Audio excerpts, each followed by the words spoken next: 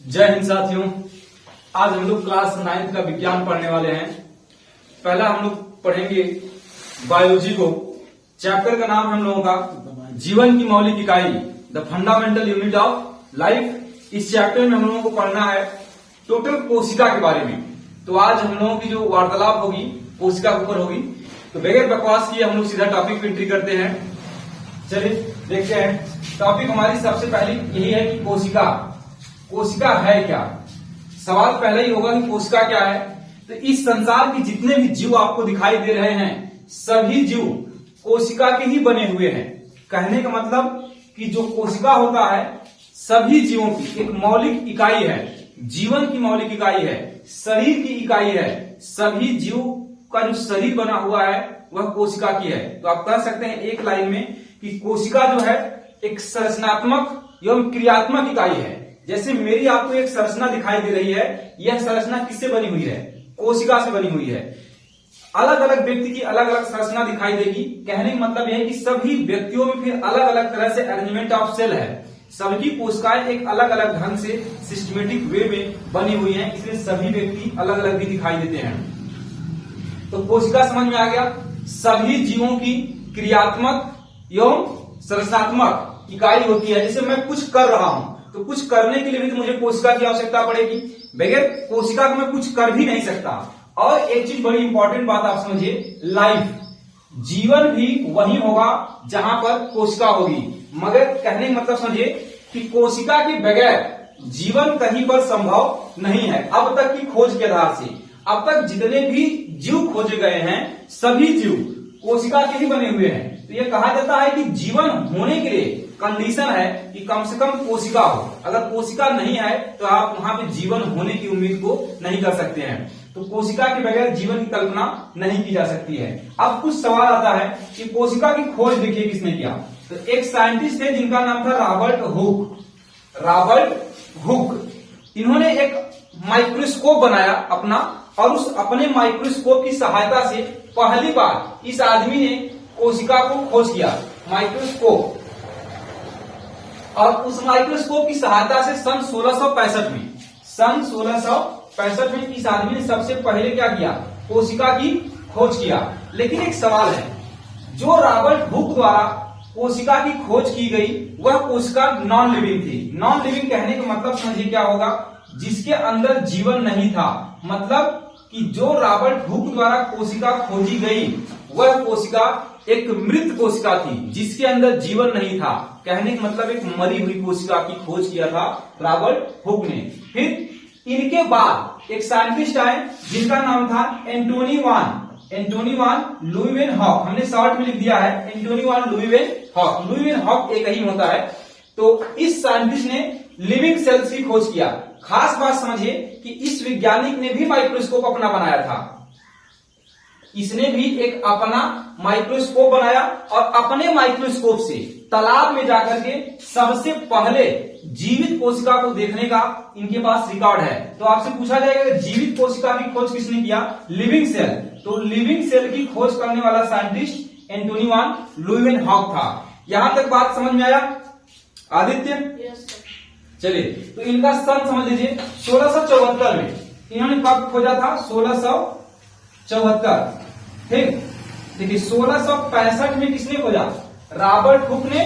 उनके कुछ साल बाद 1674 में खोज कर रहा है एंटोनी वान लुईवेनहॉक अपने माइक्रोस्कोप से लिविंग सेल्स की। इनके पास काफी चीजों को खोजने का रिकॉर्ड है। जैसे एक बात समझिए, एंटोनी वान लुईवेनहॉक जब पहली बार अपना माइक्रोस्कोप बनाए इन्होंने बहुत सारी चीजों को खोज दिया। जैसे एक है आपके पास आरबीसी समझ रहे हैं? रेड ब्लड कॉर्पस्कुलस, जो हम लोगों का रुधिर है लाल वाला, उस लाल रुधिर की खोज किसने किया था? एंटोनी वान लुईवेनहॉक ने किया था। जो पुरुषों के शरीर में स्पर्म होता है उस स्पर्म की भी खोज यही इंसान किया है। ठीक, महिलाओं के शरीर में जो ओवम होता है उस ओवम की भी खोज किसने किया? इसी ने किया। बात समझ में आएगी? एंटोनी वान लुईवेनहॉक के पास बहुत सारी चीजों को खोजने का रिकॉर्ड है। जैसे आरबीसी, स्पर्म और ओवम, इन सभी चीजों को इसी ने खोजा था। इसके अलावा भी कुछ चीजें समझिए। एक होता है पॉली एम्ब्रियानी। पॉली एम्ब्रियानी कहने का मतलब समझिएगा, ये आगे बड़ी क्लासों में पढ़ने के लिए मिलेगा, क्लास 11 और 12 में। पॉलीइम्ब्रियोनी का मतलब होता है कि एक बीज में से केवल एक ही भ्रूण उत्पन्न हो सकता है। कहने का मतलब कि एक बीज में से केवल एक पौधा उत्पन्न होगा, लेकिन कई बार क्या होता है कि एक बीज में से एक से अधिक पौधे उत्पन्न होते हैं। इस प्रक्रिया को हम लोग कहते हैं पॉलीइम्ब्रियोनी। हिंदी में इसको कहेंगे बहुभ्रूणता। मतलब एक बीज में से एक से अधिक पौधे का उगना ही बहुभ्रूणता कहलाता है। इस चीज की भी खोज एंटोनी वान ल्यूवेनहॉक ने ही किया था। इसके अलावा भी इसने बहुत सारी चीजों को खोज किया। जैसे जब यह इंसान लिविंग सेल्स की खोज कर रहा था तो उसी समय जो लिविंग सेल्स खोजी गई थी वह एक प्रकार की बैक्टीरिया थी। मतलब कि आपसे पूछा जाए कि बैक्टीरिया की खोज किसने किया, तो इसका भी उत्तर एंटोनी वान ल्यूवेनहॉक ही होगा। इन सब के अलावा भी बहुत सारी चीजें इसने खोजा है। तो मेरे इतना आप याद रखिए, ये सभी चीजें किसने खोजा? एंटोनी वान ल्यूवेनहॉक ने। जैसे फिर से देखिए एक बार, लिविंग सेल्स की खोज एंटोनी वान ल्यूवेनहॉक, आरबीसी की खोज, स्पर्म की खोज, ओवम की खोज, पॉलीइम्ब्रियोनी की खोज, बैक्टीरिया की खोज, ये सब चीज यही खोजा था अकेले ही। ये एक सिंपल से शॉपकीपर थे, चश्मा का इनके पास दुकान था और उसी से एक बढ़िया लेंस बनाए और उसी से जब बढ़िया लेंस बना तो माइक्रोस्कोप बन गया और माइक्रोस्कोप की सहायता से इन्होंने बहुत सारी चीजों को खोज दिया धीरे धीरे। यहां तक कहानी आपको समझ में आ गई होगी। अब सवाल आता है कि देखिए सेल नाम कहां से आया? तो ये जो रॉबर्ट हुक है, यह साइंटिस्ट, यह जब साइंटिस्ट जब पहली बार जब कोशिका को खोजा इसने, तो यह कोशिका जब खोजा था तो इसने कार्प पर कोशिका को देखा था। कार्प क्या होता है? पौधे का जो छाल आप देख रहे हैं उसी को, ठीक उस पर इसने पहली बार अपने इलेक्ट्रॉन माइक्रोस्कोप पर जब देखा तो इसे एक संरचना दिखाई दी और वह संरचना मधुमक्खी के छत्ते की जैसी दिखाई दी। इस तरह से छोटे छोटे उसके अंदर बॉक्स दिखाई दे रहे थे। उस छोटे छोटे बॉक्स को दिखाई दे रहा था, इस बॉक्स को उसने एक नाम प्रयोग किया, सेलुला। सेलुला, ये जो सेलुला नाम दिया गया था, जब पहली बार रॉबर्ट हुक ने अपने माइक्रोस्कोप से कार्प पर देखा तो उसके अंदर से छोटे छोटे बॉक्स दिखाई दिए मधुमक्खी के छत्ते की तरह, और उस बॉक्स को इसने नाम दिया सेलुला। बाद में इसी सेलुला को चेंज कर दिया गया सेल। तो आज का जो सेल आप देख रहे हैं वही सेलुला से बनाया गया सेल है। अब दूसरी बात समझिए कि सेल का अध्ययन क्या कहलाता है। सेल का अध्ययन मतलब स्टडी ऑफ साइटोलॉजी सेल, तो इसको एक नया विज्ञान है साइटोलॉजी। साइटोलॉजी को हिंदी में कहते हैं कोशिका विज्ञान।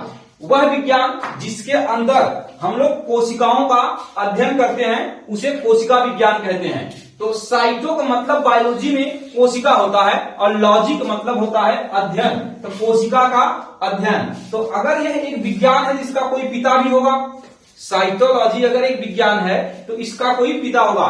दुनिया में ऐसी कोई भी साइंस नहीं जिसका कोई पिता ना हो, ठीक। इस तरह से देखिए साइटोलॉजी भी एक साइंस है, इसका पिता रॉबर्ट हुक ही है। रॉबर्ट हुक ने कोशिका के क्षेत्र में बहुत कुछ किया था, इसलिए इन्हीं को साइटोलॉजी का पिता मान लिया गया।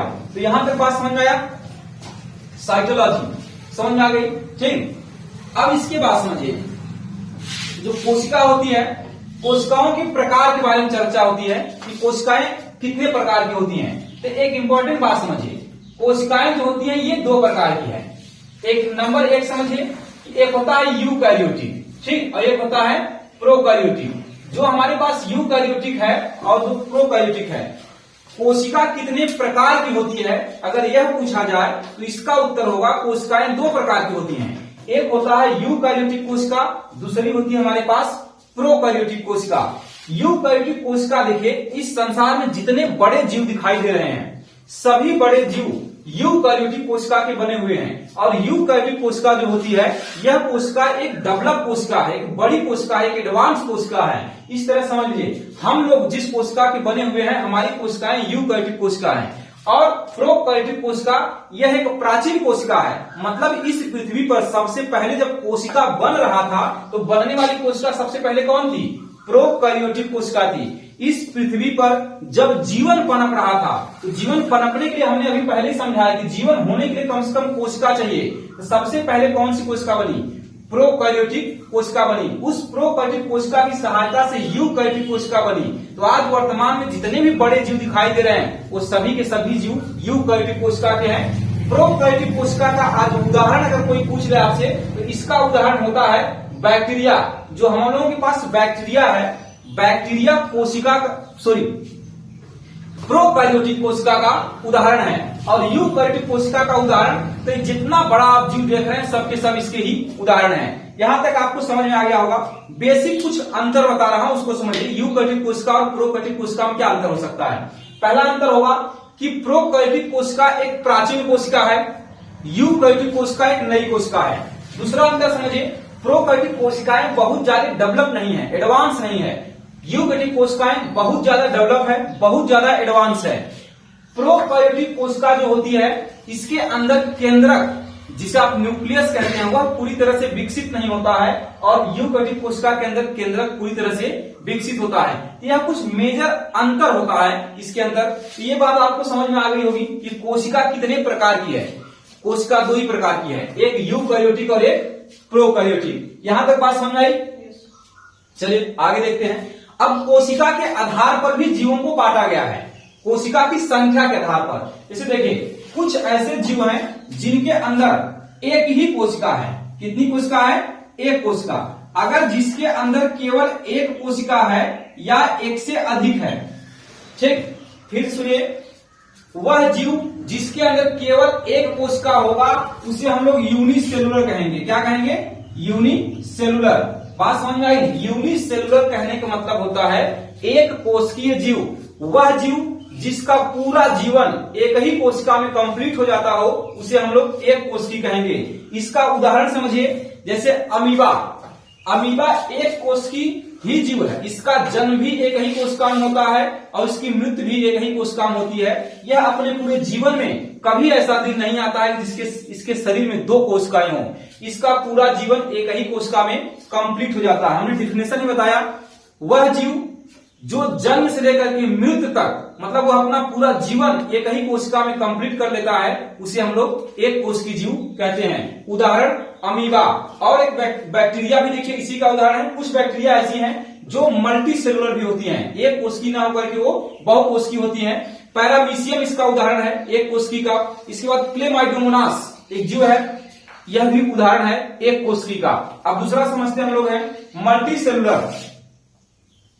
मल्टी सेलुलर, ठीक, जो मल्टी सेलुलर होता है इसका मतलब होता है बहुकोशिकीय। बहुकोशिकीय कहने का मतलब समझिए, वह जीव जिसका जीवन केवल एक कोशिका में कंप्लीट नहीं होता है, अर्थात कहने का मतलब कि उसका जो शरीर होता है वह बहुत सारी कोशिकाओं से मिलकर के बना होता है। बहुत सारी कहने का मतलब एक से अधिक।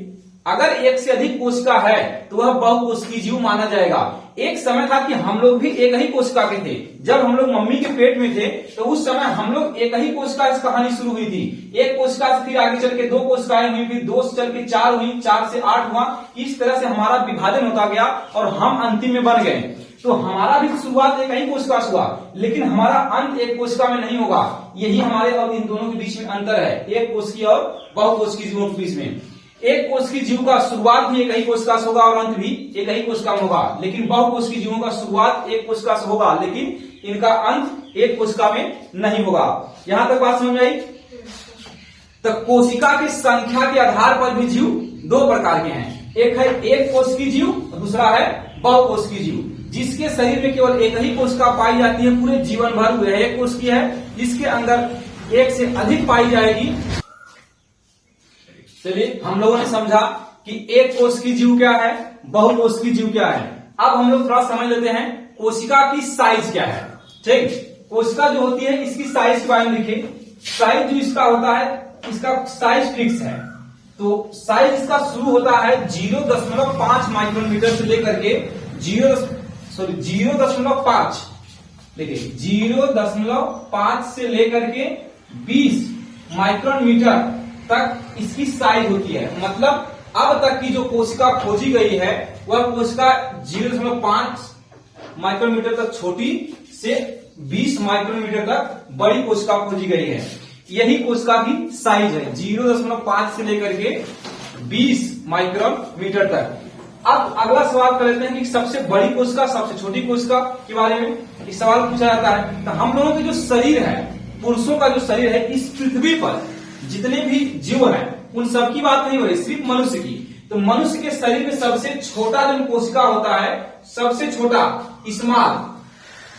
स्मॉल जो कोशिका है वो है स्पर्म।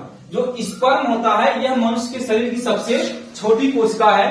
मनुष्य के शरीर में ही एक सबसे बड़ी भी कोशिका होती है जिसे ओवम कहते हैं। स्पर्म सिर्फ पुरुषों में होता है और जो ओवम होगा, ओवम मतलब जिसे आप अंडाणु कहते हैं, वह अंडाणु जो होगा सिर्फ किसके अंदर होता है, महिला के अंदर।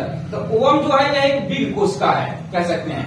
मतलब कि शरीर की सबसे बड़ी कोशिका अंडाणु, शरीर की सबसे छोटी कोशिका शुक्राणु और शरीर की सबसे लंबी कोशिका अगर पूछा जाए लॉन्ग कौन है, तो लॉन्ग जो सेल होगी वह लॉन्ग सेल होती हमारी है, जिसको आप न्यूरॉन्स कहते हैं। मतलब तंत्रिका तंत्र, जो हम लोगों का तंत्रिका तंत्र होता है यह सबसे लंबी कोशिका है।